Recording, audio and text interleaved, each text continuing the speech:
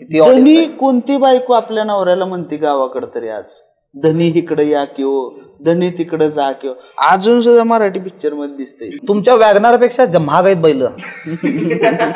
तू सर्वे करायला आला का चल नाही काका लई चिखल झालंय बाबा पुण्यात असं म्हटलं मी. त्या 2-3 पुरी माझ्याकडे बघितल्या, मी काचाकडे बघितलं. मग ह्याला वाटलं की आपण काहीतरी चुकीचं बोललोय, तर आपण शास्त्रीय संगीत या विषयावर बोलूया. बाथरूम मध्ये गेलो, चपला होत तिथं, म्हणजे काहीतरी नवीन करायचं म्हणून चप्पला घातल्या.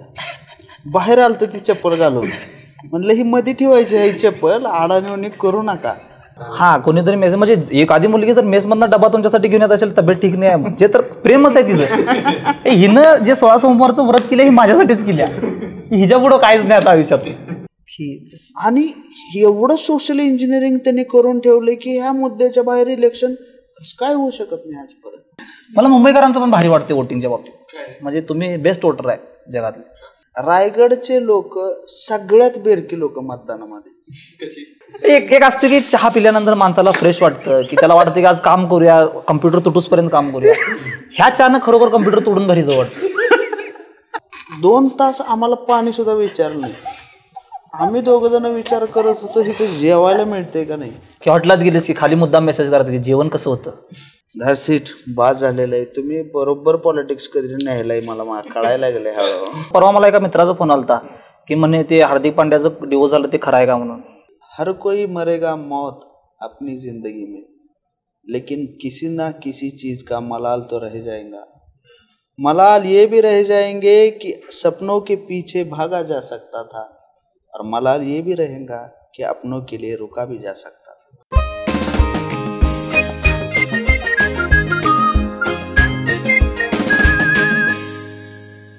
सो आम्हाला ओळख करून द्यायची आज काही गरज नाहीये.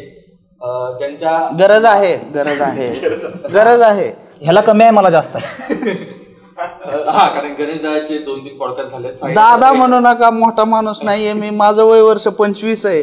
हा, पोटाचा 28. गणेश जोशी आणि साहिल शेख आपल्यासोबत आहेत. त्यांचा महाराष्ट्रात खूप गाजावाजा चालू आहे, त्यांचे शो चालू आहेत आणि खूप हाऊसफुल, तूच नको हसवर आहे, हाऊसफुल शो चालू आहे. खरंच हाऊसफुल शो सुरू आहेत. आणि महाराष्ट्रातले काही असे क्वचित कॉमेडियन्स आहेत, त्यापैकी तुम्ही दोघं आहात. आणि एकदम गावापासून येऊन एकदम रॉ कॉमेडियन आहेत, आणि त्यांच्यासोबत आज आम्ही गप्पा मारणार आहेत. स्वागत आहे तुमचं अजब गजब मध्ये. कसं वाटतंय तुम्हाला आज इथे आल्यावर. आणि मस्त, एकदम मस्त. आल्या बासुंदी चहा दिल्याबद्दल सगळ्यांचं धन्यवाद. 4-5 लोक आहेत ऑडियन्स म्हणून. ओपन माईक सारखं वाटतंय, बाकी मजा येते ओपन माईक मध्ये, मस्त वाटतंय. म्हणजे आता तुम्ही जी कॉमेडी करता किंवा परफॉर्म करता, मला असं वाटतं की एखादा जोक परफॉर्म करणं, त्याच्या आधी ते लिहून काढणं हे खूप अवघड आहे. कारण की आपल्याकडे माहिती आहे की विनोद लिहिणारे खूप कमी लोक आहेत. की आतापर्यंत आपल्याला ते विनोदी फिल्म्स दिसतात जे की आधी करून ठेवलंय. प्रियदर्शन वगैरे त्या फिल्म्स किती सहज विनोद केलाय त्यांनी. पण आता मला असं ती प्रोसेस जाणून घ्यायची की तुम्ही विनोद कसा लिहिता आणि तुमचं ऑब्झर्वेशन कुठल्या कुठल्या गोष्टीला आहे. माझा आहे की मी एक थॉट घेऊन जातो स्टेजवरती, मी तो डिलिव्हर करतो, तो चालला त्या दिवशी, त्याच्यावरती जर रिस्पॉन्स आला तर मग त्यानंतर मी त्याची रायटिंग चालू करतो.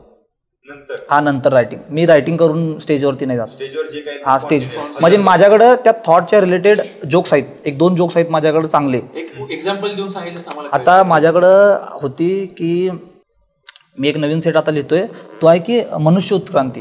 ह्याच्यावरती मी जोक्स बनवत होतो. तर हा माझ्याकडे एक पॉईंट होता की हा मोठा सेट आहे, कारण आता मी 40 मिनिट लिहितो, 50 मिनिट लिहितो, आधीसारखी 5 मिनिट वगैरे नाही लिहित.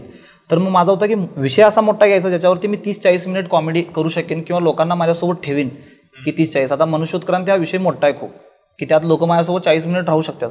तर मी त्यासोबत माझ्याकडे एक जोक होता की जे मनुष्योत्क्रांती हे खोटा आहे आपल्याला, की फसवलेला आहे लोकांनी आपल्याला, की आपण माकडांपासून माणूस बनलो असं का नाही, की बाकीच्या माकडांना स्वीटकॉर्न खायचं होतं म्हणून त्यांनी 4 माकडांना मूर्ख बनवलं. की हा त्याचा पहिला जोक होता. की मग त्यानंतर मग तो एक जोक होता माझ्याकडे. मग त्यानंतर मग मी असं ते मनुष्योत्क्रांती कशी झाली, काय झाली, आपल्याला माणूस म्हणून कसं फसवलेला आहे, आपल्यावरती ॲज अ पुरुष म्हणून काय केलेलं आहे, की मग ती स्त्री पुरुष, मग ते असं करत करत मग मी त्याला जवळजवळ 20-25 मिनिटापर्यंत पुश केलं. अलेक्झांडरचा पण खूप चालला जोक. शशी थरूरचा पण खूप चालला. शशी थरूरचा जवळजवळ आता 2-4 मिलियन. तो शशी थरूरचा पण जोक होता, तो त्याच दिवशी केलेला आहे फक्त. तो अजूनपर्यंत कुठे लिहिलेला नाही आहे जोक, किंवा कुठं अजूनपर्यंत नाही आहे, फक्त त्याच दिवशी केलेला आहे. हा, ऑन द स्पॉट. ते वैभ्याचा जो माझा जोक आहे त्याला मला रेफरन्स द्यायचा होता, की वैभ्याचा जो इंग्लिशवाला माझा जोक आहे तो प्युडोफाईलवाला, की त्यात मला रेफरन्स द्यायचा होता. तर मी असं म्हटलो की वैभ्याला मी शशी थरूर अजून दाखवलेलाच नाही आहे, की वैभ्याला शशी थरूरपासून लांब ठेवलेला आहे मी ना. कारण इंग्लिशमध्ये आपल्यात हाय शशी थरूरच आहे, लोकांना माहिती असलेला. दोन टोक हा. मग शशी थरूरचं नाव घेताच लोक हसली की त्याच्यावरती एक चांगला भला मोठा लाफ आला. मग त्यानंतर मी तो डिलिव्हर केला की शशी थरूर लोकसभेत जातो रोज सकाळी, आणि मग त्यानंतर तसा तो शशी थरूरचा जोक तसा आला. मला लिहावं लागतं. मला प्रेमाइस पाहिजे, मला टॅग्स पाहिजेत, मला पंचलाईन पाहिजे, मला सेट पाहिजे, मला फ्लो पाहिजे, मला कॅरेक्टर पाहिजे, मला त्या कॅरेक्टरचं व्हॉइस पाहिजे, मला त्या कॅरेक्टरचं प्रोफेशन पाहिजे, मला त्या कॅरेक्टरचा डायलॉग पाहिजे, मला त्या कॅरेक्टरचं डायसेक्शन पाहिजे, मला सेगवे पाहिजे, मला कॉलबॅक पाहिजे. म्हणजे मला सगळ्या टर्म्स त्या जोपर्यंत त्या सेटअपमध्ये येत नाहीत कॉमेडीच्या सगळ्या, जसं अशीही बनवा बनवी आजही रेफरन्सिव्ह आहे की धनंजय माने इथेच राहतात का, हे मी एवढ्या वेळेस झालंय ते आपल्याकडून, तरी सुद्धा ते अजून पण आहे. मला त्या सेटअपमध्ये जोपर्यंत येत नाही तोपर्यंत ती सोडावं वाटत नाही. सायल्याचं कसं जोक करतो आणि त्याला जर वाटलं की हे मटेरियल चला नाही, ऑन अँड ॲव्हरेज सोडून देतो. माझं तसं नाही. ऑन अँड ॲव्हरेज जरी असला तरी मी ते ट्राय करून मला ते आणावं लागतं. मला ते सोडू म्हणजे वाटत नाही ते. आता की एक मित्राला कॉल केला होता एका दिवशी, माझ्या घरी सिगरेट सापडली आणि आईनं मित्राला फोन केला की ही सिगरेट तुझी आहे का गणेश, तो सांगतोय. तो तिकडून म्हणतोय की भगव्या फिल्टरची आहे का पांढऱ्या फिल्टरची. मग आई म्हणे की पांढऱ्या फिल्टरची. नाही, मग मी भगव्या फिल्टरची पितो. मग ही एक फनी सिच्युएशन आहे. ह्याच्यावरून इनिशियली हा जोक होता, ह्याच्यावरून मर्दासारखा मर्द नावाचा एक 15 मिनिटाचा सेटअप आहे की जर माझी सिगरेट वरून तुम्ही जर संस्कार काढत असाल तर पप्पा तर आयुष्यभर तंबाखू खाते, तू लगीन कसं काय केलंय मग पप्पांसोबत, हे पण आहे ना. आणि दुसरं त्याच्यात एक अजून पॉइंट आहे की मूळव्याध झाला होता एकदा आणि बाहेर सांगू नको हे समाजात. आता ते कॅन्सर नाही ना किंवा गुप्तरोग नाही की समाजात तुमचं नाक कापलं जाणार आहे त्यानं. सो ही एक सिच्युएशन आहे फनी माझ्याजवळ. त्या फनी सिच्युएशनला मला फिक्शनमध्ये टाकायचंय. आणि माझं म्हणणं आहे की जर आईवडिलांमुळे कमेंट्स येतात की आईवडिलांवर जोक करू नका, I am like safest place आहे ते माझ्यासाठी. ते मजबूर आहेत, त्यांच्या मजबुरीचा फायदा घेतला पाहिजे आपण. ते बाहेर काढणार नाहीत. आणि मी सांगतो सगळ्यांना, तुम्ही नोकरी पकडा. 15,000ची नोकरी ज्यावेळेस तुमच्याकडे असेल आणि तुमच्याकडे मेसन रेंटचे पैसे असतील, घरी जावा, पप्पांना म्हणा. पप्पा जर म्हणले एवढा उशीर का झाला, संस्कार संपलेत, तुम्ही म्हणला तुमच्या बायपासचं ऑपरेशन झाले, समोसा जोडला का तुम्ही, असं म्हणून बघा एकदा. त्या सिच्युएशनला सेटअप मध्ये आणावं लागतं मला. की ऑडियन्सला असं म्हणजे आई वडील येतात बऱ्याचदा. एक आई मला येऊन म्हणली तुझी आई अशीच आहे का, की सगळं तू आईला सांगतोस का. म्हणलं हो सगळं आईला सांगतो म्हणलं मी. ते शिवाय का म्हणलं मार खातोय रोज म्हणलं मी. आणि नंतर आईनं 1-1.5 वर्षानं मला बघितलं तो सेट करताना. आई म्हणली की मी अशी नाही म्हणलं, ह्याच्यातून पैसे मिळतात. मग म्हणली करीत राहा. पैसा इम्पॉर्टंट आहे, पैसा इम्पॉर्टंट. कुठं सांग म्हणली, सांग पप्पा भिकाऱ्याच्या तोंडावर तुपतीस म्हणून. हे लोकांचं असतंय की जसं की आम्हाला पण खूप कमेंट पण खूप येतात की अरे तू तुझ्या आई पुढे हे जोक्स करशील का. अरे माझ्या आई चुलीवर स्वयंपाक करते, ती गावात आहे. तिला ज्यावेळी दिवशी एवढं प्रिव्हिलेज मिळेल की ती बाबा 500 रुपयाचं तिकीट काढून एक दिवशी एकटी येईल स्कूटी घेऊन किंवा कार घेऊन आणि शो बघेल, त्या दिवशी तिच्या पुढे पण मी जोक करीन. एवढं 500 रुपये दिले तेव्हा ती स्वतःच असेल. हा, ती स्वतःच असेल. बरोबर आहे की नाही. ती माझ्या मम्मी पुढे जोक करत नाही कारण तिला माहिती नाही स्टँडअप कॉमेडी काय. आणि आम्ही त्यांच्यासाठी जोक करतोय की ज्यांना माहिती आहे. असं थोडी जागी कोणाच्या स्वयंपाकघरात जाऊन मी चुलीच्या बाजूला बसून कोण बाई भाकऱ्या करायला आणि त्याच्या बाजूला जोक सांगतोय, असं तर नाही ना जबरदस्ती. तर ते लोकांना समजायला पाहिजे की ते कमेंट कंपल्सरी असतेच की एक जर कोणतर जर समजा एक डबल मिनिंग जोक केला किंवा काहीतरी जोक केला, नॉर्मली पण काही जोक केला, तर त्याखाली कमेंट मध्ये तुझ्या आई समोर जोक करशील काय. कशाला करेन मी, ती आलीच नाही शोला तर त्या दिवशी. ती आली असती तर तिच्या समोर पण केलं असतं.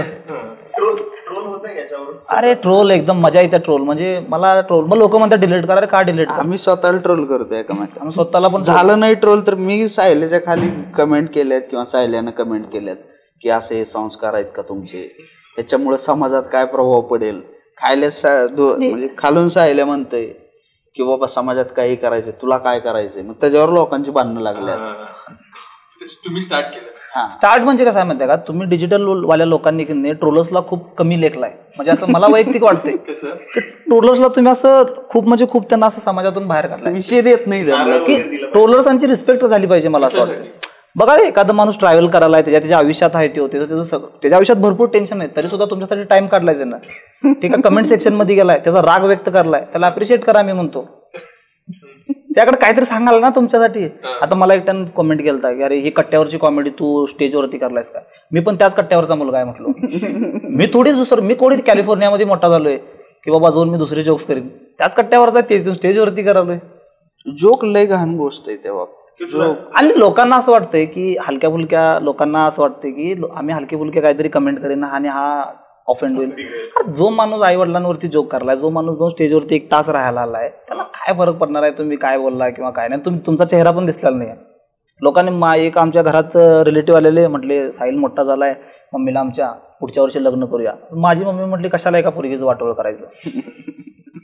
हे ज्या मुलग्यानं ऐकलंय त्याला तर काय वाटणार आहे. लोकांचे कमेंट. मम्मी माझी एक दिवस म्हणली मला की माझा देवावरून विश्वासच उठलाय. मी म्हटलो का, जर नवस करून पण तुझ्यासारखं पोरगं होणार असेल तर मग कशाला देवावर मी विश्वास ठेवू. पण म्हणे सेटवर डिस्कस करत होतो, म्हणे 35 मिनिटं आईनं मारलंय मला आज, आणि 35 मिनिटानंतर विचारलंय की लागलं का रे बाळा तुला. आणि मी म्हणतो की 35 मिनिटं तू काय करीत होती. मग म्हणलं ही चांगलंय. मग त्याच्यावर न लिही तर त्यानं तो नळावरचा जोक लिहिला होता. जबरदस्त जोक आहे. जोक अजून तो रिलीज नाही केला. शोला रील होतं नथुरामचं, त्याच्यावरती पण बरेचसे कमेंट आल्या की अरे भरपूर लोकांनी कमेंट. भयंकर. तो जोक त्याच्यावर नाहीच. लोक सिरियसली घेतात. त्याच्या खाली कॅप्शन टाकलेलं आहे मी की हा फक्त जोक आहे. हा जोक त्याच्यावर नाहीये असं मी कॅप्शन लिहिलेलं आहे साहिलची रील टाकताना. तरी पण लोक ते तितकं सिरियसली घेतात. नाही, कॅप्शन वाचायचं नाही, जोक ऐकून कमेंट करायचं नुसतं.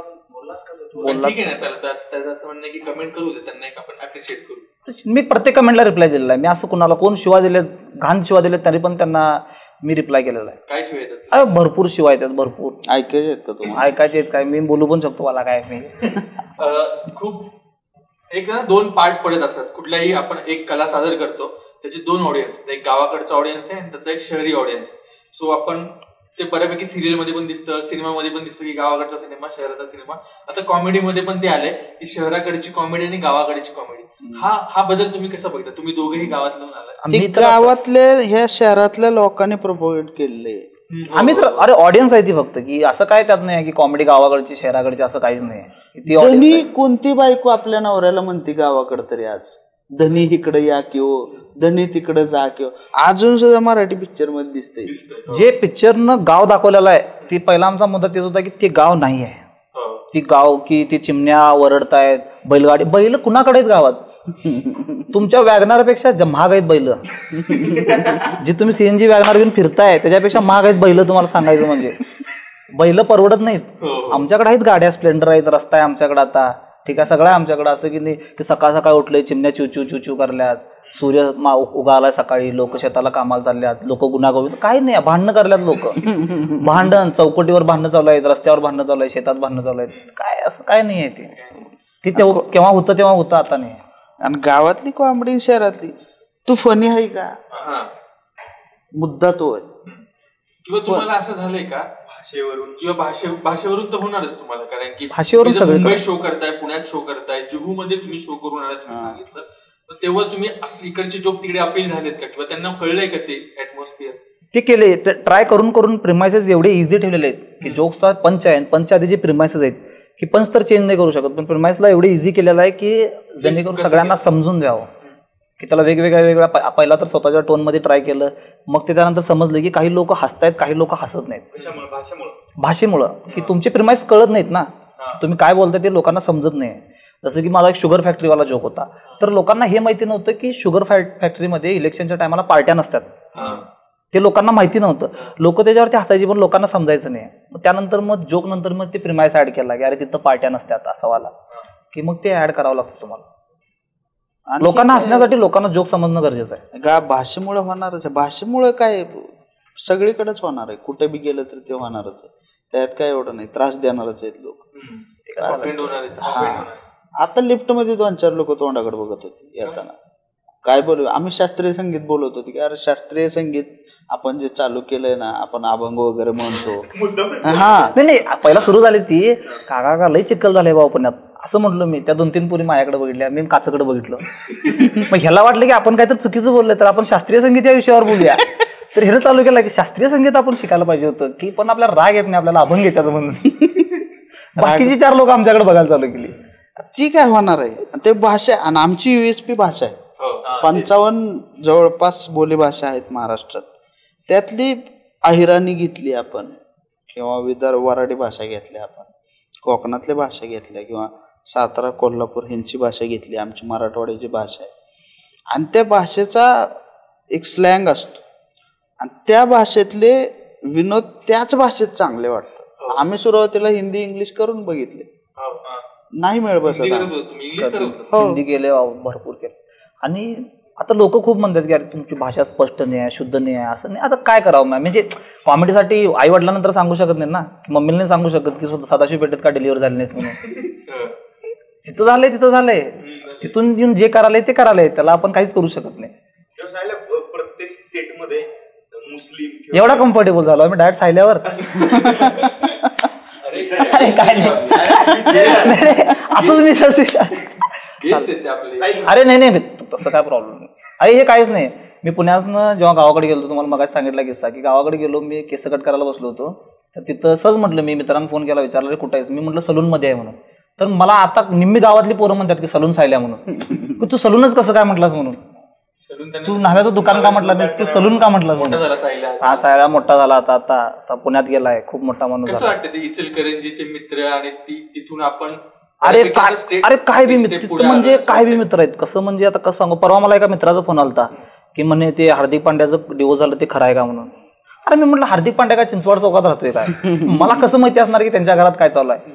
म्हणजे नाही तू पुण्यात आहेस तुला माहिती असेल म्हणून. गावाकडे ती फरक बहुतेक पडलाय. लोकांना फॉलोअर्स जास्त झाले म्हणजे सक्सेस झाल्यासारखं वाटतंय म्हणून. कारण जोपर्यंत आता तुम्हीच नाही का तुम्हाला जर मी 500 फॉलोअर्स जर मेसेज केला असतं तर बोललेलं असतं का तुम्ही नसतं बोलविलं मला माहिती आहे. हे नाही म्हणायचं म्हणजे त्याच्या पुढे आम्ही काहीतरी बोलणार नाही हे खरं आहे. सक्सेस रेट हा फॉलोअर्स वरून डिफाईन होतो. आता मी व्हॉट्सअपवरून तुमचा पर्सनल नंबर आहे मी पर्सनल मेसेज केला तर तेवढं चांगलं वाटत नाही तुम्हाला. मी जर इंस्टाग्रामवरून तुम्हाला DM केला तर तुम्ही 65,000 फॉलोअर वा वा वा हा हे असं ते गेम असतोय. आणि म्हणून आता ते कसं आता 2-4 फॉलोअर वाढले की गावातल्या पोरांना भारी वाटायला. पण त्याच्यात काही मित्र असे आता गावाकडे गेलो ते एक पानटपरीवाल्याने विचारलं होतं काय करतात पाहुणं तमाशात नाच आहे म्हणला काय करायचं म्हणला तुला. आणि लिटरली माझं लग्न जमलेलं होतं जवळपास त्या पुरीचा भाऊ शेजारी बसलेला होता आणि हे म्हणतोय मित्र नाच आहे तमाशात. त्यानं घरी जाऊन सांगितलं पप्पा म्हणते नाच आहे का तू तमाशात. मी म्हणलं नाही प्रसाद असा म्हणला त्या टपरीवाल्याला. प्रसादला बोलवलं मी म्हणलं नाही म्हणला कधी असं. ती टपरीवाला म्हणला आणि ती एवढा मोठा विषय आहे. काही मित्र तेच आहेत पण काही मित्रांचं असं आहे की त्यांना ते एक आता ते हवा झाल्यासारखी झाली फॉलोअर्स हे ते. पण ते नाहीये. फॉलोअर्स गेन करण्यासाठी आमची 3 वर्षाची मागची प्रोसेस. आम्ही रील आधी टाकू शकलो असतो किंवा इंस्टाग्रामवर कॉन्टेंट बनवू शकलो असतो दुसऱ्या रील करू शकलो असतो. पण तसं नाही. आम्ही ठरवून केलेलं आहे की हे आधी आपण 50-60 मिनिटाचा कॉन्टेंट रेडी करायचा जो शो असेल आणि आपल्याकडे दुसरा 40 मिनिटाचा कंटेंट असेल जो आपण रीलवर करू ज्यानं आपलं प्रमोशन होईल. Instagram is a business tool. माझी इमोशन पुट करायचं टूल नाही आहे. ही मी ह्याला बऱ्याच वेळा समजावलंय तरी सुद्धा गजऱ्यासोबत स्टोऱ्या टाकायची गरज नाही त्याच्यावर. पण ती चालत राहतंय आमचं. माझी आवड. मला तुम्हाला दोघांनाच विचारलं की तुमच्या घरच्यांनी एक्सेप्ट केलंय की स्टँडअप लगेच स्टँडअप कॉमेडियनवर त्यांचं करिअर आहे आता नाही लगेच पैसे दाखवले काही पैसे वगैरे काही दाखवलेलं नाही. लगेच घरातल्यांना सांगितलं की करायचं आहे काहीतरी तेव्हा समजलं नव्हतं त्यांना. घरातल्यांना इमोशनल केलं. हेच जर रस्त्यावरून चाललो असतो माझा ऍक्सिडेंट झाला असं 1 वर्ष दवाखान्यात पडलो असतो तुम्ही काय केलं असं समजून जा की 1 वर्ष माझं गेलं वाया आणि मला काहीतरी करू द्या. घरच्यांनी म्हटलं असं काय घाण बोलू नको निघित ना नाही घेत. झालं मग आलो पुण्यात, मग कॉमेडी वगैरे करायला चालू केली. मग गावातली लोक वगैरे सांगायला चालू केली की अरे पोरगा असं कॉमेडी करते. पहिला तर घरातल्यांनी असं नाही म्हटलं की माझं पोरगं नाहीच आहे म्हणून, असं काय करत नाही आमचं पोरगं जॉबला तिथं म्हणून. पण नंतर नंतर की चालू झालं की जॉबला कुठे होता तू? इथंच आहे, अजून भोसरीमध्येच आहे. अजून आहे अजून जॉब आहे. सगळं छान सुरू तरी पण जॉब करावं वाटते. काय वाटतं कामगार मजदूर आपल्यातला मरू द्यायचा नाही आहे, तो नेहमीची म्हणतो. आवडतं जॉब आवडायची गोष्ट नाही, पण कॉमेडी अर्धा कंटेंट तिथूनच येतो. आता त्यानं टाकलेलं पण नाही का, ज्यावेळेस MIDCत गेलो मला वाटलं भारी काहीतरी होईल. MIDCच्या बाथरूम मध्ये लिहिलेलं शांत लघवीकर पगार चालू आहे. त्याच्या खाली मॅनेजरनं लिहिलेलं सायल्या तुझाच अक्षर आहे, केबिन मध्ये ये. ती जाऊन मी बघतोय त्याच्याकडे म्हणतो की मॅनेजर बी हिथच मोठा आहे, जर येत असेल तरी कंपनी सोडायला पाहिजे आपल्याला. काय वाटतं ते जॉब कल्चरची एक वेगळी दुनिया आहे आणि स्टँडअप कॉमेडीची शोची ती वेगळी दुनिया पण हे बरं तरी आहे ह्याच, म्हणजे थोडं साफसुथरा. आम्ही CNC मशीनवर होतो पहिल्यांदा सुरुवातीच्या 8,000 पगारावर. पार ते आमचं रणजित भोसले तर पार VMC उघडीच बंद करायचं नाही. जॉब लावल्यावर सगळं कुलंट अंगावर, सगळं अंगावर जॉब चालू. आणि आम्हाला टेबल दिलेला असायचा आणि त्याच्यावर कागद ठेवलेला असायचा. आधी जॉब लावायचा, CNC स्टार्ट करायची, त्याच हातानं वडापाव खायचा, त्यानं चहा प्यायचा, तवरचा जॉब संपला की ते ठेवायचं, जॉब काढायचा, एअर मारायचं, परत जॉब लावायचं, CNC स्टार्ट करायचं, परत खायचं. त्याच बी मुलं खुश आहेत. आता मी येताना तेच बोलणं झालं होतं, तुमच्या इकडे ऑफिसमध्ये होतो, बाहेर उभा राहिलो होतो. मी म्हणलं एवढ्या चांगल्या जागी जॉब करल्या ती लोक की असं स्वतःला असं मड घेऊन गेल्यासारखं चालल्यात. MIDCत लोक 8 तास त्यांना काही नाही, जायचं ऑइलमध्ये हात घालायचा, तरी पण असं एक्साइटमेंट झालं जणू का युद्धच करायचं, आज काहीतरी चांगलंच करणार आहे ती लोक. तेच काम करतात, बाकी काहीच करत नाही. पण इथं कसं त्यांना असं मेंटली प्रेशर वगैरे असं म्हणतात. मेंटली प्रेशर काय इथं जरी असं एसीत मेंटली प्रेशर जरी 8 तास जर तुम्ही उभा राहिलाय, ठीक आहे, मेंटली प्रेशर असेल सोडा, ठीक आहे, असेल तुमचं पण काम असेल. 8 तास जर तुम्ही उभा राहिलाय, तुम्हाला भिजून चहा पिण्यासाठी 7 मिनिटाचा ब्रेक मिळतोय. चहा किती बी गरम असून दे 7 मिनिटातच प्यायचा, ठीक आहे. 7 मिनिटाचा ब्रेक मिळतोय, त्यात नाश्ता येणार, त्यात नाश्त्यात बी एकटा येऊन बाजूला राहतोय, अरे पोटात दुखाले तुझा नाश्ता देतोस काय म्हणून. आणि जर वेळेला एवढ्या कंपनीत 150 लोक काम करतात, एकट्याच्या पोटात दुखतच असते, आणि ते येऊन तुमच्या जवळच थांबतोय. की हे सगळं करत करत तिकडं पण कष्ट भरपूर आहे. पण ती पोरं खुश आहेत की मला समजत नाही का खुश आहेत, लय खुश आहेत. ती सॅलरी कमी आहे, काम एवढा त्रास आहे, सगळं आहे, पण तरी खुश. जाताना पण गॅरंटी देऊन तुमच्या आधी लग्न होतंय त्यांचं, खांद्यावर हात टाकून एकामेकी संगत मजा करून, गॅरंटी देऊन तुमच्या प्री वेडिंगचं भले एजंट लोन नाही. खरंच जे MIDCत काम करणारी मुलं आहेत की नाही, ते खूप लोकांना असं वाटतं की अरे ही मुलं जी आहेत की नाही असं हे आहेत. नाही, तुम्हाला माहिती नाही आहे की ती मुलं जी, तेव्हा त्यांच्यासोबत तुम्ही तुमच्या गावात जाल तेव्हा तुम्ही बघाल की ती मुलं काय आहेत. आता तुम्हाला सहज गोष्ट सांगतो, तुम्ही तुमच्या फ्लॅटवर 6 महिने बिना रेंटचं कुणाला राहू देचाल का? ज्यावेळेस आम्ही सुरुवातीला आलो होतो की नाही, रणजित भोसले म्हणून दोस्त आहे माझा, हे तुम्ही करचाल म्हणून 6 महिने त्यानं सांभाळलेले. रेंट, खाणं पिणं, चहा, PMTचे पैसे, पेट्रोलचे पैसे देऊन त्यानं दिले 6 महिने. काय असंच असते तिकडं. कोण नाही, कोणाचा मित्र आहे, सायल्याच्या मित्राचा मित्र आहे, तो पडलाय रूमवरती, काय माहिती नाही, तो झोपून आहे रूमवरती दिवसभर, जागा नाही आहे रूमवरती, तो हालत नाही आहे. नंतर असं वाटायला लागतं त्याचीच रूम आहे, आम्ही त्याच्या रूम मध्ये राहायला आले. त्यानं 6 महिने सांभाळून ज्या दिवशी आम्ही दोघं चांगलं करायला लागलो, त्यानं वर्क फ्रॉम होम घेऊन धाराशिवला गेलाय आता. किंवा आता रक्षण हिंगणेकर आम्हाला मॅनेज करतो.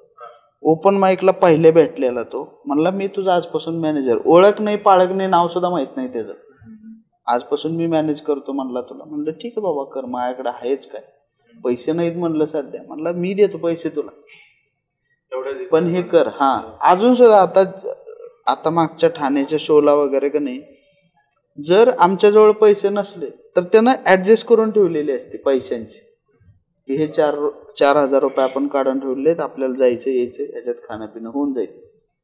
ही दोस्त जिथं भेटते त्या जागी कितीही घाण असली तरी मी झोपायला तयार. काय फरक पडत. 10 जणी होतो आम्ही रूम मध्ये, रात्री पाणी प्यायला पण उठायचे नाहीत मुलं, बाटली घेऊन झोपायची पाणी प्यायची. उठलं कुणाचा तर पायच तोडणार आणि काय करणार. 10-11 जणी एका फ्लॅट मध्ये राहायला, आणि कोण पण आलंय 10 दिवस राहिले, 15 दिवस राहिले, जॉब मिळाली निघून चाललंय, त्यांना राहू वाटलं राहायला आले, काय समजत नाही, काय कायम 24 तास दार उघडाय. कधी लॉक नाही, काय नाही, काय नाही. पण आता चांगले चालायला लागलेत की शो. आता मुंबईत वाचतात, पुण्यात वाचतात, त्यांना सोडून चालत नाही ना. पण नाही ते सुरूच, तरीही जॉब करणं किंवा जॉब करायलाच पाहिजे. आता तू जॉब का ठेवलाय असं विचारायचं त्याला. भारी वाटते, मजा येते जॉब करायला. मस्त निवांत काय करणार घरात बसून दिवसभर, ते भारी वाटते जॉब करायला. ते मित्र झाले तिथं आता 8 तास माइंड ऑक्युपाईड राहता नाही. तुम्ही सलग रिकाम्या कोऱ्या पाठीसारखं 24 तास घालवून बघा कधी. तुम्हाला मोबाईल रील्स का लागतात? ते तुमचं मेंदूचं खाद्य आहे की आता थोडीशी एन्झायटी वाढते. So I have to scroll, I have to drink coffee, I have to drink tea. की बाई डेटला कोणी मिळते का मला, थोडंसं स्वाईप करते समथिंग समोर. ते आम्हाला नकोय. 8 तास निवांत जॉब केलं, एका जागी कुठेतरी आपला राग निघतोय, समाधान. कुणाला तरी शिवा द्यायला 4 माणसं आहेत जी रोज सकाळी कपडे चांगले घालून येतात, त्याला बघून आपण शिवा देऊ शकतोय मनातल्या मनात की ह्या माणसामुळे माझं आयुष्य खराब होतंय म्हणून. घरी येऊन आपापली कॉमेडी करत निवांत. आणि भाडीपामुळे फरक पडलाय ना भरपूर. आमच्या दोघांची मेहनत की आम्ही दोघं जण म्हणजे आमच्यातली एक भारी गोष्टी आहे की एका पॉईंट नंतर आमच्यातली स्पर्धा संपली. की एक परफॉर्मर म्हणून जे असते पहिल्यापासून स्पर्धा की मी चांगला हा चांगला, ती एका पॉईंट नंतर संपून गेली स्पर्धा. आणि त्याच्यात भाडीपा इंट्रोड्यूस झालं. आणि जे सारंग साठे नावाच्या जे माणसानं जे चांगल्या 2-4 गोष्टी शिकवल्यात, त्याच्यामुळं बहुतेक इव्होल्युशन एवढं फास्ट झालं की तुम्हाला पण कळालं नाही आणि आम्हाला पण कळालं नाही की अचानक सीन मध्ये कसं काय आले. की हे दोघं जण आता कदाचित 4 महिन्यापूर्वी माहित बी नसलं असतं, पण हे दोघं जण कोणतरी आहेत, हे अचानक सीन मध्ये आल्यासारखं झालं. ते त्याच्या आधी 8 वर्ष तुम्हाला द्यावी लागली. त्यानं सारंग दादानं एकदा बोलता बोलला होता की स्टेजवर तुम्ही खूप चांगली कॉमेडी करताय, ठीक आहे, पण याचा अर्थ असं नाही की सगळीच लोक ती कॉमेडी बघायला येतील. त्यासाठी लोकांना तुम्हाला काहीतरी दाखवणं गरजेचं आहे की बाबा तेव्हा मग आम्ही रील टाकायला चालू केला, त्यानंतर मग मी आता टाकायला चालू केला. याच्यावरूनच एक माझा वेगळा प्रश्न आहे की मराठी स्टँडअप कॉमेडीची जी कम्युनिटी आहे ती अजून तितकी ग्रो नाही झाली. किती स्टँडअप कॉमेडी असतील मराठीत? फार तर मराठी लोक पुढे का जात नाहीत? काय माहित नाही का तुला? पाय खेचतात. पण स्टँडअप प्रत्येकाचं चॅनल आहे. म्हणजे मी हेच हिंदीचं जर सांगायचं म्हटलं तरी अनुभव सिंगचं एक वाक्य होतं की आमचं ठरलंय की दर आठवड्याला आज याचं चॅनल वाचवायचं, पुढच्या आठवड्याला याचं चॅनल वाचवायचं. तर मग त्यांच्यात ती आपापसात स्पर्धा नाही. अशी सोळंकीनं शो केला 25 कॉमेडी तिथे येऊन घेतले, मग आपलीच एकमेकांसाठी अशी मदत का नाही करत हे विचारत. आणि कम्युनिटी म्हणून आपण मोठे का नाही? स्पर्धा संपत नाही हो अजून. आमच्यातली जशी स्पर्धा संपली तशी स्पर्धा संपत नाही. प्रॉब्लेम काय की आर्ट सोबत स्पर्धा नाही आहे. स्पर्धा कशासोबत पाहिजे की आर्ट सोबत पाहिजे की तुझे जोक्स चांगले आहेत की नाही, तू थांब पुढच्या वेळेला माझे जोक्स चांगले होतील. व्यक्तिगत स्पर्धा आहे. आणि 50 लोक अशी दुसरी सांगू शकतो मी की ज्यांनी काम. आता Kapil Agrawal, orange comedy club, Sambhajinagar औरंगाबादच्या छोट्याशा गावातून येऊन ऑरेंज कॉमेडी क्लब आज बसची सगळे जेवढे शो आहेत जवळपास कपिलभाई मॅनेज करतो. पुण्यामध्ये बस्सी बसून सगळे शो कपिलभाई मॅनेज करतो. किंवा आमचा मिहीर कुलकर्णी, अभिनवजी उरकर, ते लोक आता MSCBची पोरं. त्या पोरांनी ज्यावेळेस आमचं काहीच नव्हतं तेव्हा त्या पोरा सांगली, कोल्हापूर, धुळे, जळगाव सगळीकडे MSCBनं शो लावलेत आमचे काही नसताना. ते आमचा सत्यम अवधूतकर अख्खा ते कॅमेरा सेटअप विसरून आला होता चहाच्या दुकानात. सांगलीच्या शो वरून गाडीत बसला कोल्हापूरला, निम्म्या रस्त्यात आल्यावर कळले 3 कॅमेरे, 3 ट्रायपॉड, 3 माईक सगळं सेटअप चहाच्या दुकानात विसरून आला होता सत्यम. जिथून माघारी जायला बस मिळेना, तिथून पुन्हा ते सेटअप घेऊन कोल्हापुरात.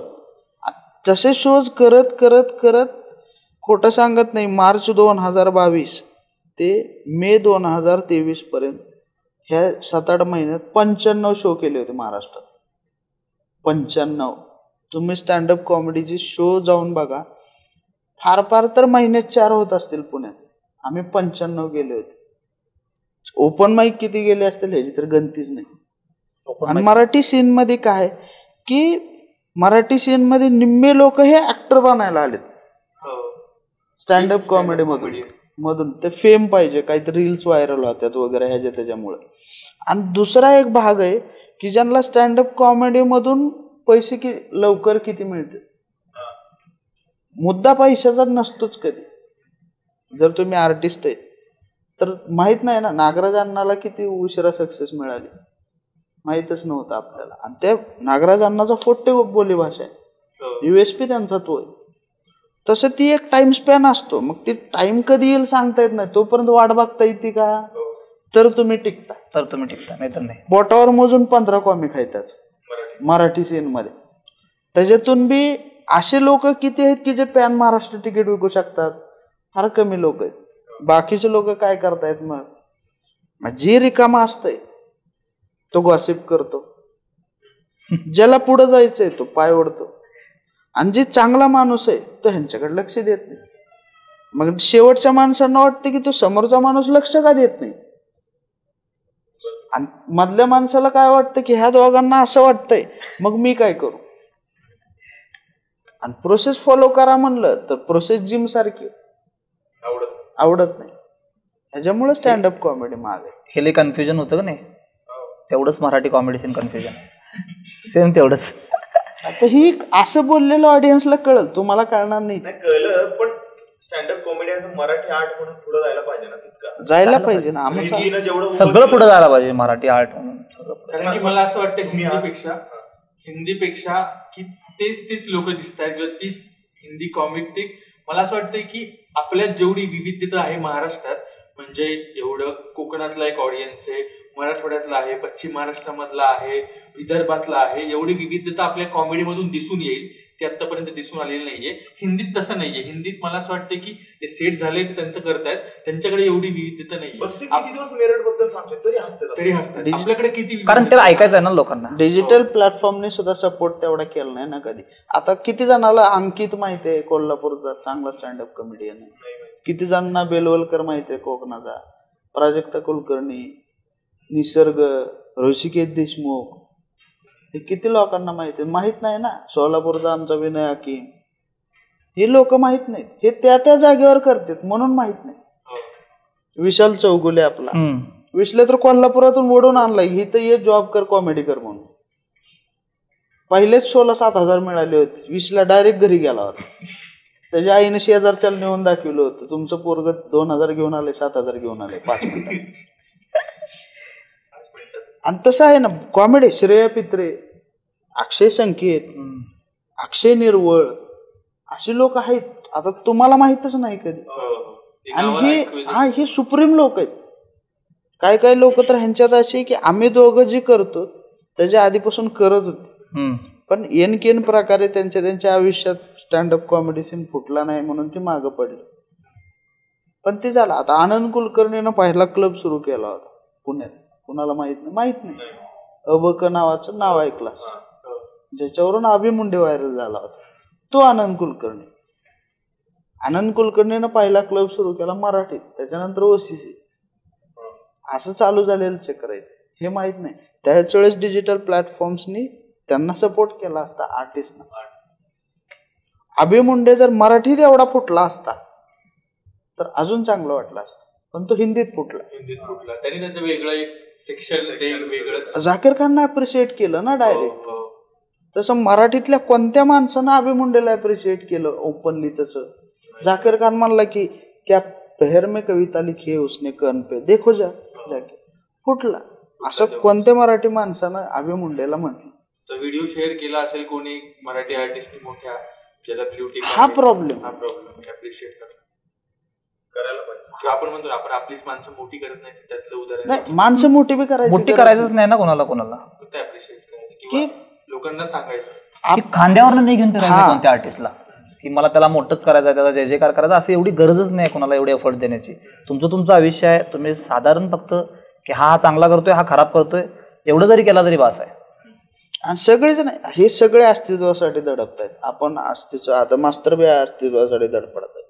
तुमचं अस्तित्व आहे. आता ह्यांना येऊन 4दा सर म्हणल्यावर ह्यांना वाटतं की माझं अस्तित्व आहे म्हणून माझ्या फालतू जोक्सवर सुद्धा 4दा हसलेत मास्तर.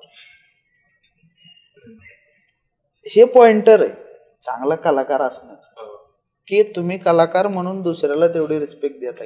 आमची पर्सनल भांडणे ढिगार आहेत लोकांसोबत, पण त्यांना एवढ्या रिस्पेक्ट न वागवलंय आजपर्यंत की ते आम्हाला मागं पुढं कधीच काही बोलू शकत नाही.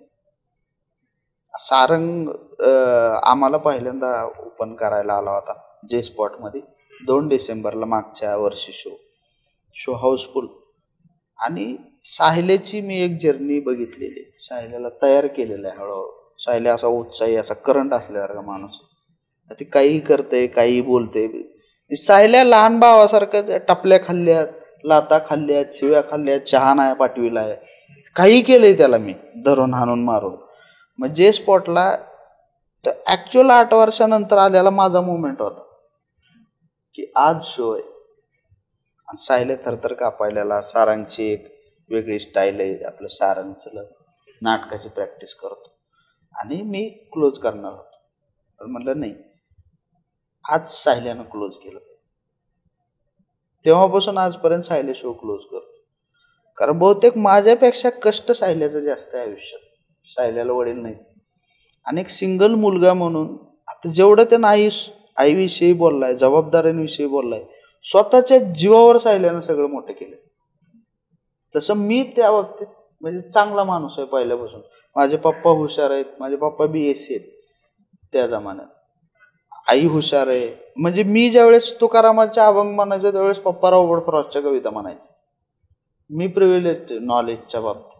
तसं साहिल्यानं स्वतःच्या जीवावर सगळं मोठं केलं. तो क्लोजिंग शो त्याला दिला. साहिल्याने एवढा शो फोडलाय तो, त्याचं ज्या दिवशी रेकॉर्डिंग बाहेर येईल ना त्या शोचं, अराजकीय शोचं, तुम्हाला कळल त्या दिवशी की का कुणाल कामरा आम्हाला येऊन म्हणला होता की तुम्ही हिंदीत आणि इंग्लिशमध्ये करू नका, मराठीमध्ये करा.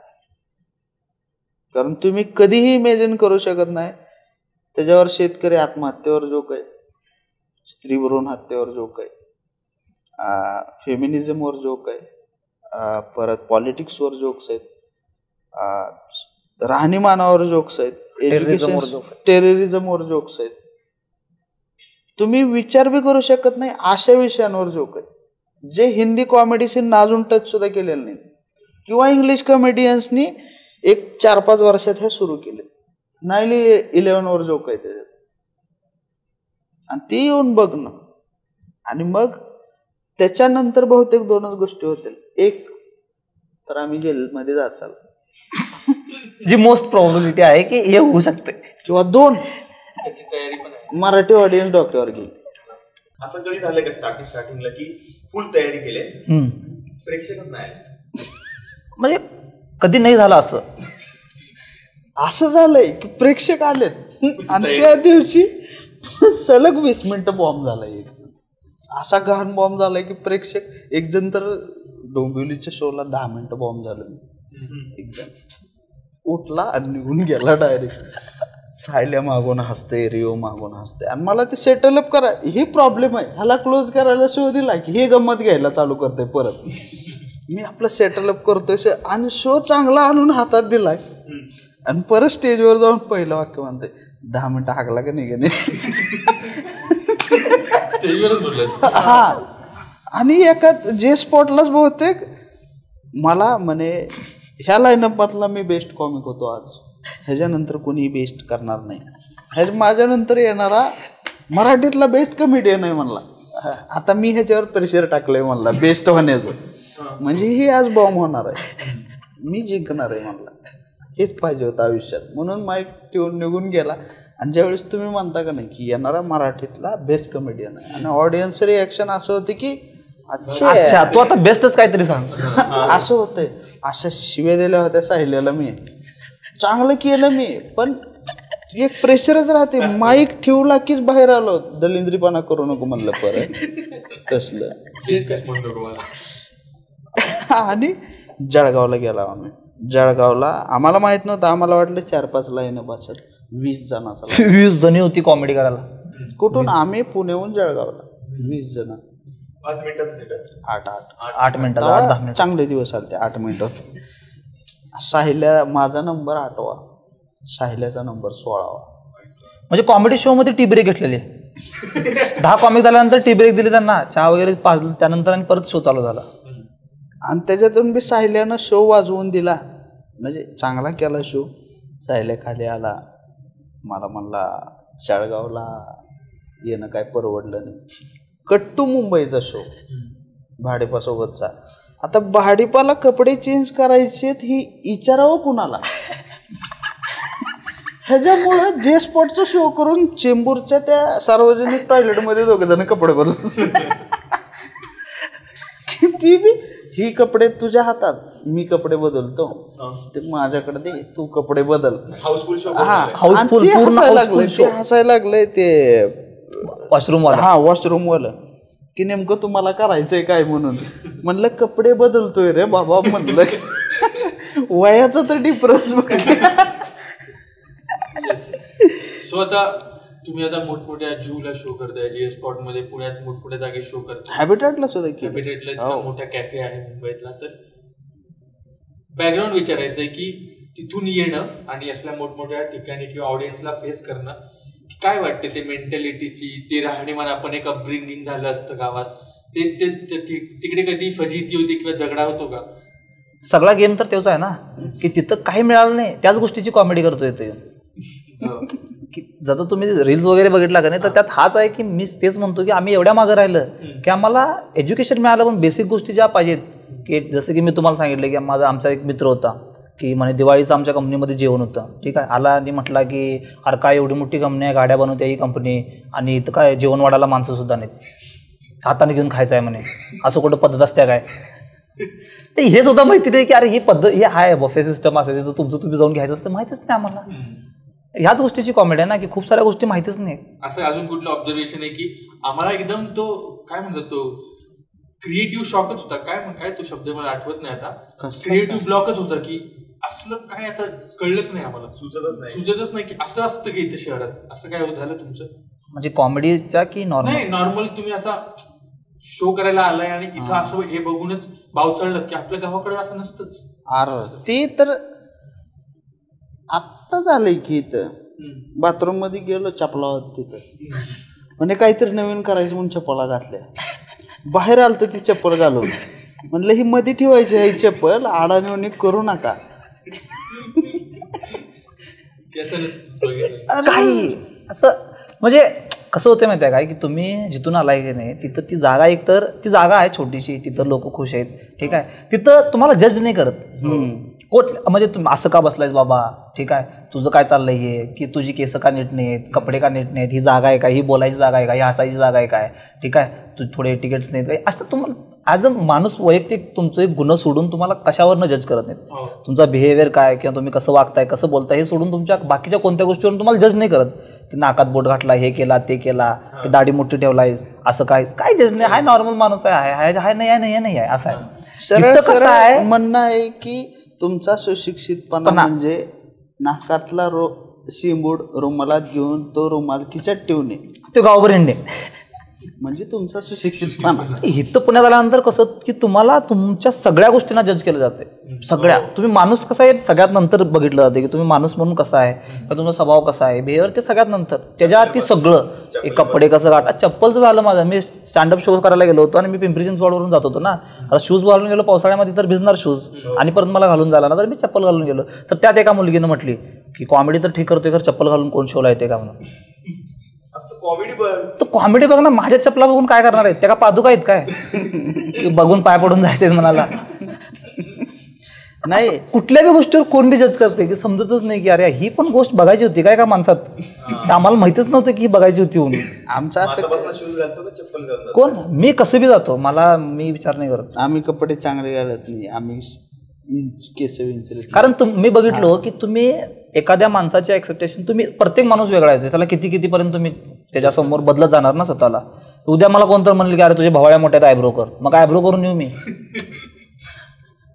प्रश्न ते आहे ना की लोकांना कसं आहे की आता इथं कसं वेगवेगळे समाज आहेत इथं, की कुणाची अपब्रिंगिंग आहे खूप एकदम प्रिव्हिलेजमध्ये झाल्या, तर त्यांना खूप अशा गोष्टी म्हणजे लई वाटतात टिपटॉप लागतात.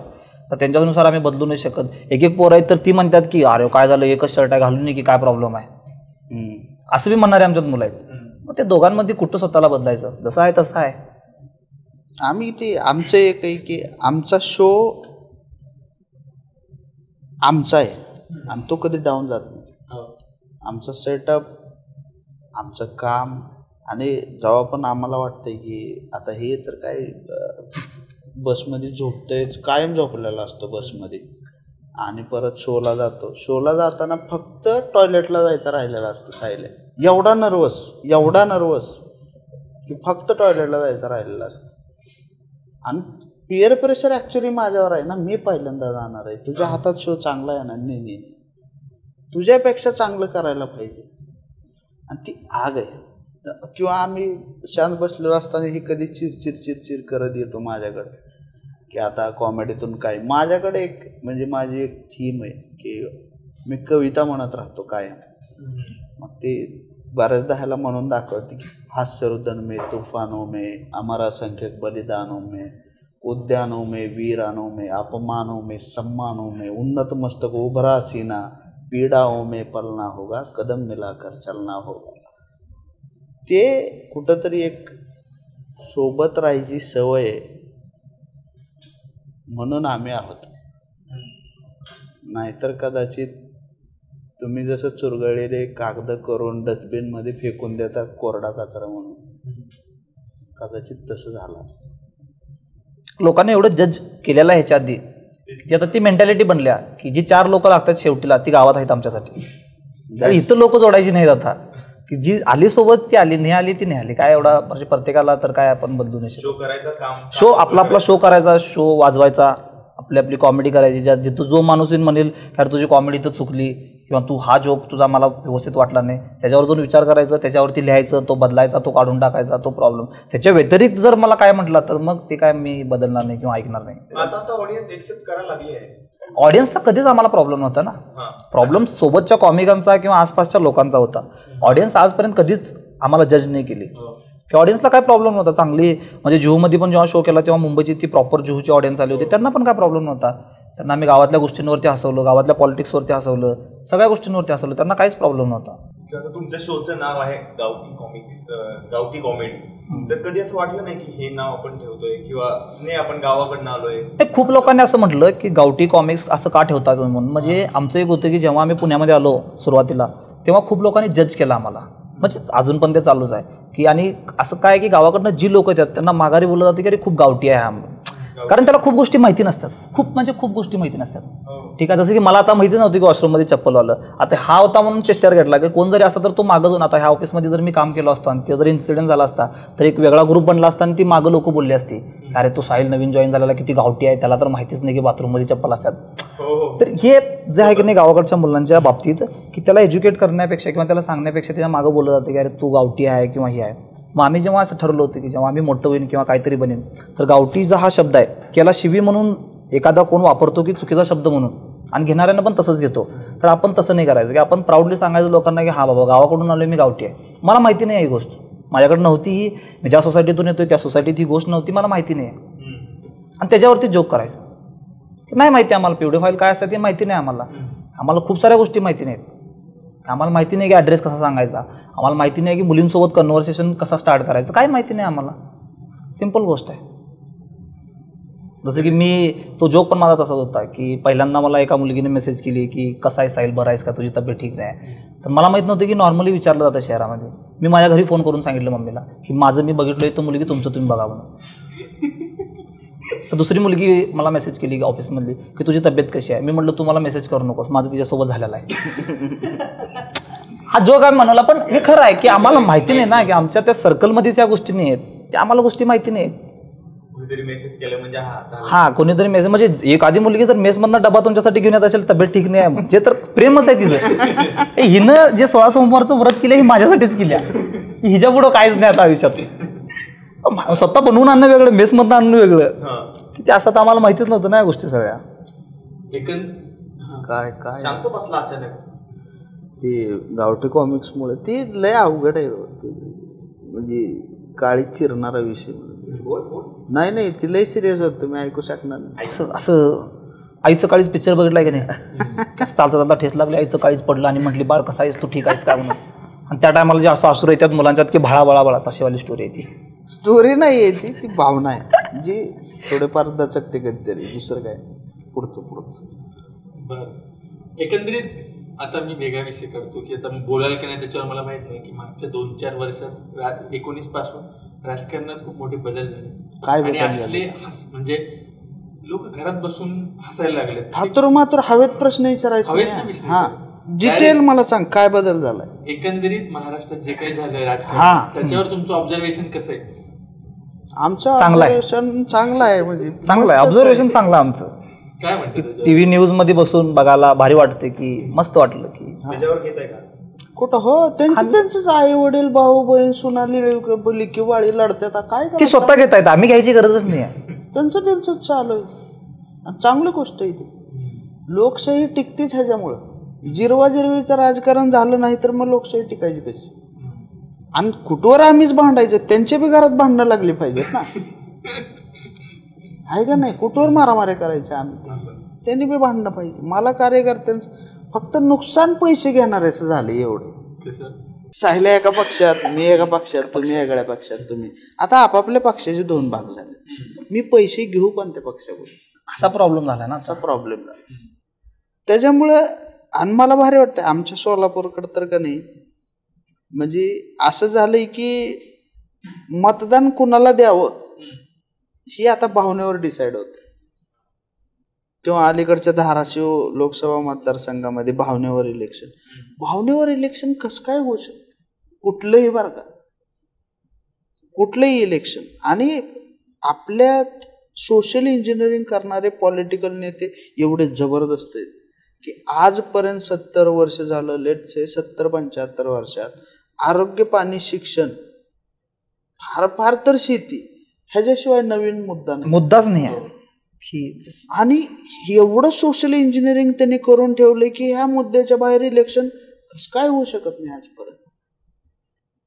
आणि भावनेवर इलेक्शन जर फिरत असेल समजा, आणि आता 24च्या इलेक्शन मध्ये मुद्दा तयार झाला नाही कुठलाच, त्याच्यामुळे ग्रामपंचायत लेवलला इलेक्शन गेलं की 4 महिन्याआधी पाटलाची शिळी माझ्या बांधावर आली, म्हणजे 4 महिन्याआधी पाटलाच्या बांधावर माझी शिळी गेली म्हणून पाटलाने शिव्या दिल्या होत्या. मग पाटील अमुक पक्षाचा आहे म्हणून त्याला मतदान करणार नाही. मग ही भावनाच झाली ना एक. भावनेवर इलेक्शन जोपर्यंत होतंय तोपर्यंत आमच्याकडे कंटेंट येत राहणार. कंटेंट येतं आमच्याकडे. ज्या दिवशी भावना सोडून एक प्रॅक्टिकल मतदार जे आहे ना, आता इथं कोण नाही बी समोर असं पॉइंट आउट करायला मला, ताई तुम्ही मतदान केलं का? हा तुम्ही मतदान केलं, first time voter, second time. ताई तुम्ही नाही केलं ना मतदान, कुठले आहेत तुम्ही? काय का सगळ्यात जास्त भारतरत्न कोकणाला आहेत आणि कोकणातले लोक मतदान करत नाही. आणि पुन्हा म्हणतात आमच्याकडे प्रकल्प नको, आमचे आंबे खराब होते. मतदान बी करत हे. आणि असं नाही की ताई म्हणून ताई नाही, फर्स्ट टाइम सेकंड टाइम वोटरचं ही की आम्हाला माहीतच नाही आमच्याकडे उमेदवार कोण आहे. आता दहिवडीत किंवा तुम्ही तुमच्याकडं कोण होतं उमेदवार माहीत नाही. मग तिथं जाऊन जे आम्हाला कार्यकर्ते सांगतात की हा उमेदवार आहे आणि तुम्हाला ह्या उमेदवाराला मतदान करायचे, आमचं ॲनालिसिस तिथून चालू होते की हा उमेदवार आहे, इथं ह्या गोष्टी आहेत, अरे ह्या गोष्टी कमी आहेत. आई वडील ज्या वेळेस आपल्याला सांगतील की आपल्याकडे गटार तुंबलेलं आहे, त्या दिवशी मला कळतं की अरे गटार तर तुंबलेलं आहे. आणि ह्या मुद्द्यावर मग मी तर म्हणतो माझ्याकडे ॲप दे ज्याच्यात प्लस मायनसचं चिन्ह असावं, सरकार त्याच्यावर पडलं पाहिजे. ते आलं जे तेच आहे. असं गावात मी मित्र म्हणले की वोट कुणाला करायचं म्हणून, मी गावाकडे गेलो होतो ना वोटिंगला, वोट कुणाला करायचं म्हणून. ते म्हटलं हे बघ म्हटला, ही 2 तर आहे जिंकणारे, त्यांना वोट पडणार आहे, ते बाकीची जी खालचे 7 आहेत की नाही त्यांच्यात कुणाला तर टाकूया म्हटलं. मी म्हटलं का रे? बघ म्हटला एखाद्याला 1000 वोट पडल्यात, खासदारकीला राहिलाय, जाऊन बायकोला कसं तोंड दाखवेल की मला फक्त 1000च वोट पडल्यात, त्याचं आपण भलं करूया म्हटलं, त्याचा संसार टिकूया, त्याला वोट करूया आपण. मला मुंबईकरांचं पण भारी वाटते वोटिंगच्या बाबतीत. म्हणजे तुम्ही बेस्ट वोटर आहे जगातले. कारण मागच्या 50 वर्ष झालं कोणतरी नेता येतोय तुम्हाला सांगतोय की मुंबई बदलायची आहे. तुम्ही विचारत नाही की नेमकं काय बदलायचं आहे, आणि बदलणार आहे तर कुठल्या बाजूला, चांगल्या बाजूला की वाईट बाजूला बदलायच्या ह्याच्यावर वोटिंग चालू आहे तुमचं. अजून भावनाच आहे ती.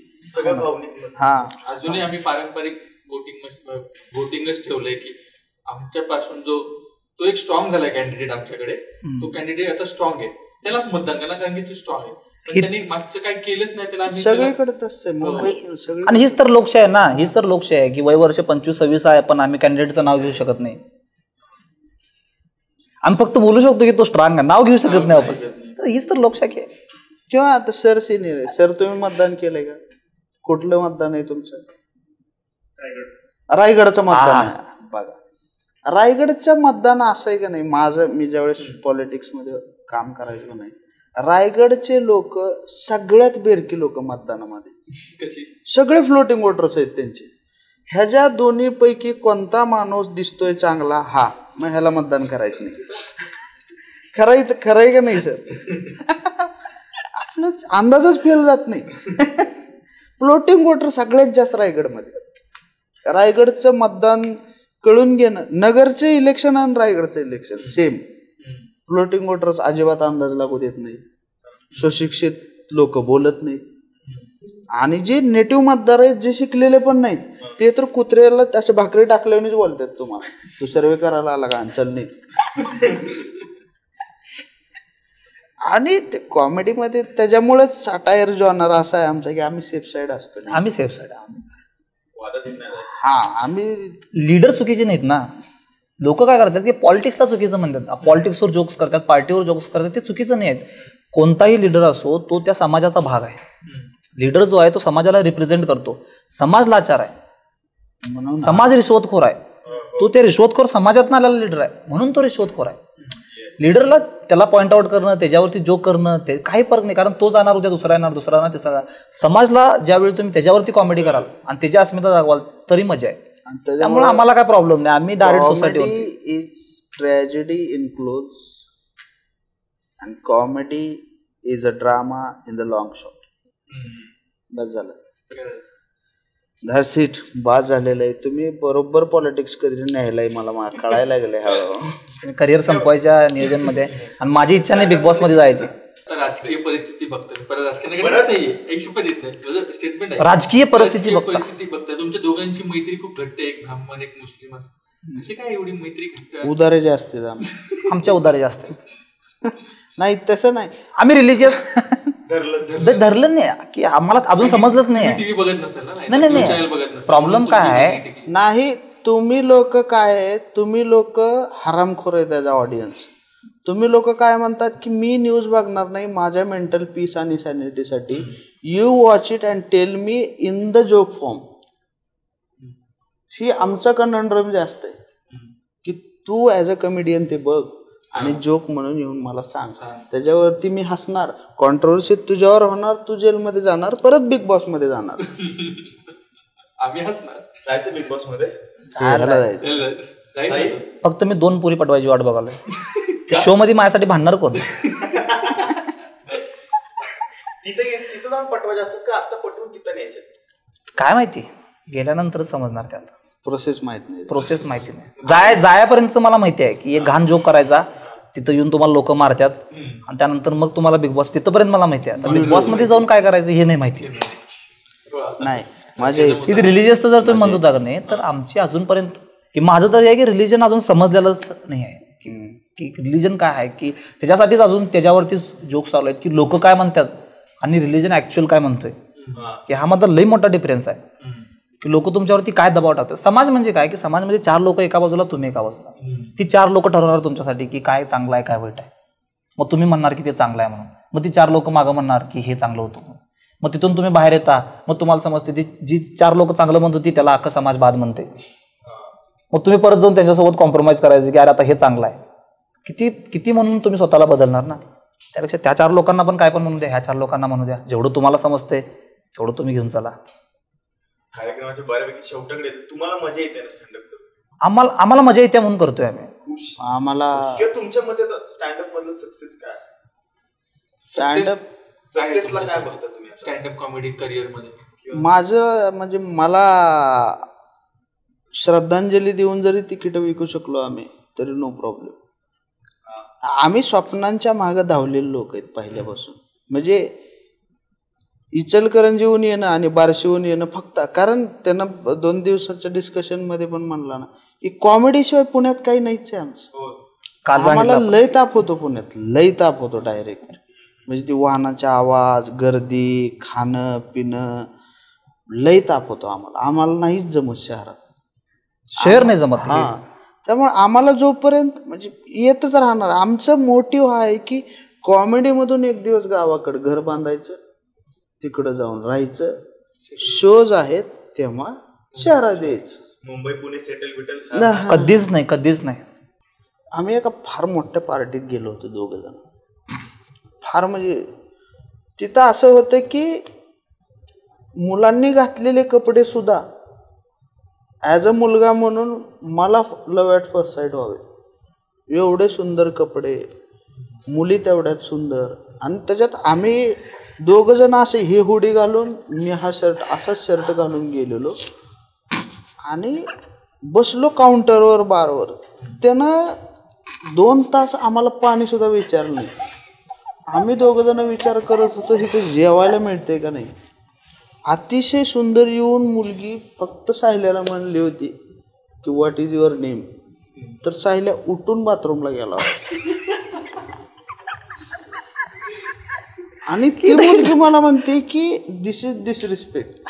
मग मी उठून निघून गेलो आणि पुन्हा तिथून बाहेर आला. बाहेरच्या गाडीवर वडापावने अंडा बुर्जी खाल्ली. भले तिथं जेवण वगैरे होतं आम्हाला सगळं, आणि तिथं आम्ही गेस्ट होतो. तिथं आम्ही गेस्ट होतो 2 जण. कुठं कुणाला विचारतात. आणि तिथून परत येऊन तिथंच बसला. येऊन पार्टी संपल्यानंतर अख्खी पार्टी जिंकून जिंकून पार सगळ्यांना रिक्षात टाकायची बारी, एवढे सगळे पिऊन. आणि आम्ही 2 कट्ट तिथं निवांत कटाळ्यासारखे बसलेले. आणि त्या दिवशी मला फील झालं की how insecure the world is about everything. How do I look, how do I eat, how do I talk, how do I think, how do my money should be reflect on my body, on my personality, on everything, how do my mindset should be settled up according to the atmosphere, how do a personality should change according to person conversation. I have looked in everyone's eyes and I have never realized that they are human in the life. And on the aisle side, we are just 2 dumb boys sitting on the chairs and thinking about how privileged we are as a poorest person in the room. की या सगळ्याचा आम्हाला फरकच पडत नाही ना. याच्यामध्ये ठाण्यामध्ये एक शो झाला होता, तेव्हा पण मुलगी असं बोलणं झालं, शो झाल्यानंतर बोलतात तसं. त्यानंतर मुलगी म्हटली साहिल तुझ्यासाठी एक सजेशन आहे. मी म्हटलं काय, की प्रत्येक मुलगीला दीदी म्हणायचं नसते. ऑल माय, आम्ही मुलगी दिसली की ताई म्हणूनच बोलणार ना. किंवा आता असं एक तो ट्रेंड आहे की स्टँडअप करणारे मुलींना इम्प्रेस करण्यासाठी स्टँडअप करतात. तेवढा कॉन्फिडन्सच नाही. आणि तुमच्या बाबत नाही सांगत आहे मी, एक ट्रेंड सांगायला. असं तू बी करीत असशील डीएम कोणाला. नाही, स्टँडअप कॉमेडीला ॲज अ टूल म्हणून पण लोक वापरतात. काय डीएम नाही का, कॉल करतो, मग मेसेज करतो, व्हॉट्सअप करतो, काहीतरी करत असणार. नाही करत. हा करत नसेल, हा मुंबईचा आहे, तू दहीवडीचा आहे. गावाकडच्या पोरांना तेच पाहिजे. काही नाही, मला पोरीनं फॉलो केलंय, मग स्टोरी आधी लाईक करतो. स्ट्रॅटेजी असते आपल्याकडे. स्टोरी आधी लाईक करतो, मग त्याच्यावर पुन्हा रिएक्शन पाठवतो. त्या रिएक्शन जर तिनं रिॲक्ट केलं तर मग डीएम करतो. असं असतंय का. माझ्यावरती एक प्रोसेस आहे ती आमची. म्हणजे गावाकडच्या सगळ्या कॉमन गावाकडच्या की हॉटेलात गेलीस की खाली मुद्दाम मेसेज करायचं की जेवण कसं होतं. तिच्यावर जर रिप्लाय आला की मग बोलणं तिचं पुढे चालू. आपण खूप वेगवेगळ्या विषयांवर बोललोय आणि खूप छान वाटलं आम्हाला 2 कॉमिकला भेटून, त्यांच्याशी बोलून. जरी आपण ठरवून पॉडकास्ट केला असेल तरी खूप वेगवेगळ्या विषयांवर चर्चा केला. आणि कॉमेडियन फक्त कॉमेडियन नसतो की तुम्ही एक सिरियस त्याचा टोन असतो. मला असं वाटत होतं की एक सार्केझम साहिल करत होता आणि परत आम्हाला त्या झोन मध्ये गणेश बाहेर काढत होता आणि एक रियालिटी सांगत होता. पण तुमच्या दोघांचा पण एक से आहे की आम्हाला हेच म्हणायचं लाईफला घेऊन. त्यामुळे म्हणजे दोघांचं त्याचं एक पूर्ण प्रॉपर ते स्टडीवालं किंवा एक ते सिरियस लुक आहे. माझं एकदम पूर्ण हे आहे की मी त्याला पूर्ण टेक्निकल कॉमेडी, तू पूर्ण स्पॉन्टेनियस. मी एकदम मिक्सर आणि शो वाचतोय. शो तर चालतोय, शोचा काय प्रॉब्लेम. शोला मेहनत आहे, 4 वर्ष आहेत, 1-2 दिवस नाही त्याच्यात. 4 वर्ष मेहनत आहेच आहे, पण करतोय आपण आणि एक्सेप्ट करतायत. हळूहळू तुमच्यामुळे मला असं वाटतं की मराठी स्टँडअप कॉमेडी मोठी होईल. आमच्यामुळे मोठी होण्यापेक्षा फक्त एवढंच म्हणायचं की जे आमच्यासारखी छोट्या छोट्या गावात आहेत की ज्यांना वाटतं की अरे ही खूप मोठी गोष्ट आहे, जशी मला पण गावात असताना वाटत होतं की स्टँडअप कॉमेडी आपल्या हातनं व्हायचं नाही, खूप मोठी गोष्ट आहे. पण माझी इच्छा होती की उतरत्या वयात म्हातारा झाल्यानंतर कट्ट्यावर बसून लोकांना सांगण्यापेक्षा की अरे मी त्या टायमाला कॉमेडी करू शकलो असतो किंवा मी पण एवढा टॅलेंटेड होतो, मी जर त्यावेळी योग्य वेळी केलो असतो तर झालं असतं. त्यापेक्षा आपण एक ट्राय करूया, तिथं जाऊन फेलियर होऊया की आता फेल झालो मी आता गावात आपला आपला आयुष्य जगायला बरं. ह्याच्यावरती शेर आहे की हर कोई मरेगा मौत अपनी जिंदगी में, लेकिन किसी ना किसी चीज़ का मलाल तो रह जाएगा. मलाल ये भी रह जाएंगे कि सपनों के पीछे भागा जा सकता था, और मलाल ये भी रहेगा कि अपनों के लिए रुका भी जा सकता था. ही तर नुसतं डेची पॉडकास्ट आहे 10 वाजता. समजा ही पॉडकास्ट जर 8च्या नंतर असते तर काय झाले असते. तुम्हाला कसं वाटलं अशा गजमध्ये? अरे मस्त, एकदम मस्त वाटलं. आम्हाला भारी वाटलं. कंपनीत काम असलं तर द्या आम्हाला. मस्त वाटलं. मस्त. काय सांगायचं या कॅमेरामध्ये बघून की तो मशीन बदला चहावाला. अरे तुमच्याबद्दल काय सांगायचं काय? बासुंदीच्या काय करू नका, काही करू नका, सगळं बेस्ट आहे. मशीन तेवढं चेंज हवं तर मी येतो चहा करायला, तुमची इच्छा असेल. याच्यावर कसं शेवट करायचा म्हणजे मी सांगितलं मला जे वाटलं. एक असते की चहा पिल्यानंतर माणसाला फ्रेश वाटतं, की त्याला वाटतं की आज काम करूया, कम्प्युटर तुटूसपर्यंत काम करूया. ह्या चहानं खरोखर कम्प्युटर तोडून घरी जाऊ वाटतं. ठीक आहे, आम्ही सांगू, आम्ही पोहोचू आमच्या हेड पर्यंत की मशीन बदला. एडिट मध्ये हे काढू नका. आणि माझा काय संबंध पण नव्हता, मी जाणार होतो आज. ह्या माणसाने सांगितलं की आम्ही ह्या कंपनीत काम करतोय, आम्ही बोलू शकत नाही, पण तुम्ही बोला, तुमचा काय संबंध नाही आहे, आम्हाला ते मशीन बदलायचं आहे, आम्हाला नको आहे. ह्या दोघांनी मला सांगितलेलं, माझा काय संबंध नाही आहे. यांना नवी मुंबई, हे नवी मुंबईवाल्यांनी सांगितलं. अजब गजबला सबस्क्राईब करा, लाईक करा, शेअर करा. ह्या दोघांना पर्सनली जाऊन फॉलो पण करा. खूप चांगली लोक आहेत ती दोघं, आणि आम्ही पण चांगला आहे. कुठल्या पण पॉडकास्टमध्ये जावा आणि त्या पॉडकास्टमध्ये सांगा की साहिल आणि गणेश पाहिजे आहेत आम्हाला. आणि ह्या पॉडकास्टमध्ये पण कमेंट करा की तुम्हाला कोण पाहिजे.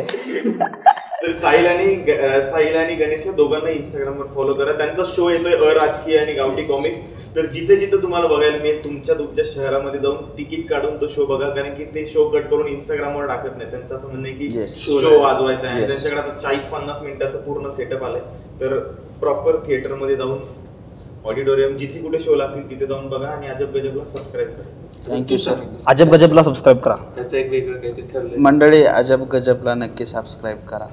फार महत्त्वाचं. मी सगळे पॉडकास्ट यांचे बघितले जवळपास. मागचा शरद तांदळेंचा उत्तम पॉडकास्ट झालेला आहे, पर्णा पेठेंचा उत्तम पॉडकास्ट झालेला आहे. ह्याच्या आधी बहुतेक 2-4 लोकांना मी म्हणजे प्रचंड फॉलो करत होतो, पण त्यांचं असं पर्सनली ऐकलं नव्हतं. आणि पत्रकारितेमध्ये किंवा पॉडकास्टच्या किंवा कम्युनिकेशनच्या ह्याच्यामध्ये सगळ्यात महत्त्वाचं असते की प्रश्न कुठं पुट करतो आपण.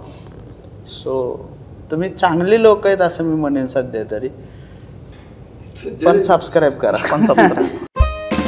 अशा दिलखुलास गप्पांसाठी अजब गजबला सबस्क्राईब करा, लाईक, शेअर आणि कमेंट नक्की करा.